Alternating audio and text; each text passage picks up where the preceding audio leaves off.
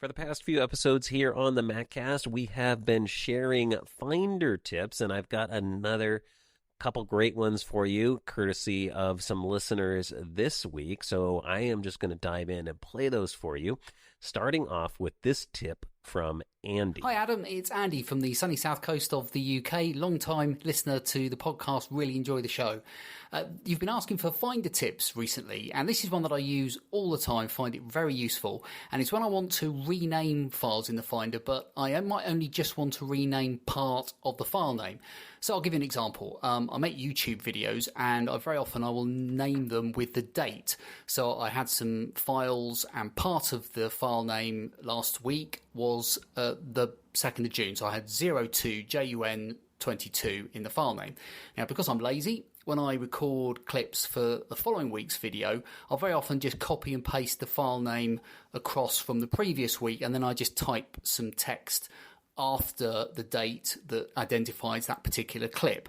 So I end up then with a bunch of clips for the new week.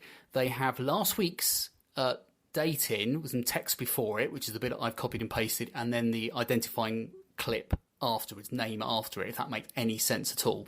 So what I can then want to do then is, obviously I don't want last week's date on that file, I want the new date on there. So what I do is to highlight all of those files in the Finder, I then right click or control click and choose rename ...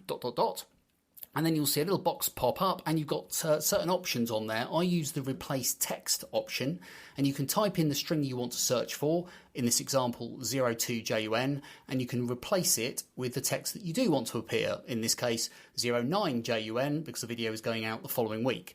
Hit rename, and then it'll rename those files, but just that string in the file name. The rest of the file name will remain intact. There are other options on there as well. You can add text to the end of or the beginning of a file name. You could do some formatting on there, for example, sequentially number the files. Really useful things in there to help you save you a bit of typing, basically. And it's a great tip that I use all the time in the Finder. I really love the show, Adam. Keep up the good work, and really look forward to hearing the next episode. Hey, Andy, here's the next episode for you. And actually, that is an amazing tip. I always forget how powerful the renaming functionality in the Finder is, and that was an absolute great reminder of that. And luckily this week, that wasn't the only great tip we got from a listener. I also received this one from listener Dan. Hey, Adam, you guys have been talking about favorite tricks for the Finder. And my favorite trick, I discovered this last year, is the ability to drag with 3 fingers. You can turn it on in System, in Settings, and then Accessibility.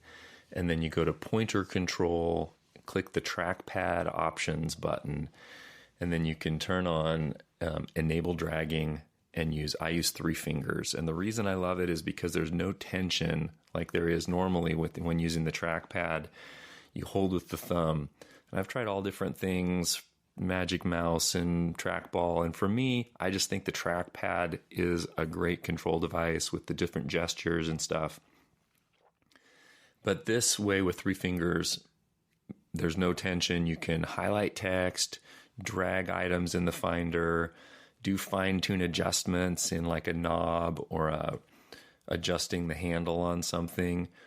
And it just works great. So that is my favorite tip. Hey, Dan, thank you for that one. That one is amazing as well. What's interesting about this one to me is it's such a subtle difference, right? The difference between clicking to drag versus just taking 3 fingers and dragging without having that click. It seems like such a subtle little distinction that wouldn't really make that big of a difference, but it really does. It really just makes it nice and convenient, like you pointed out in that tip. So thanks to everyone who's been sending in these great Finder tips. Let's keep it going. I'm sure there's more out there. We can keep sharing these until we run out of them.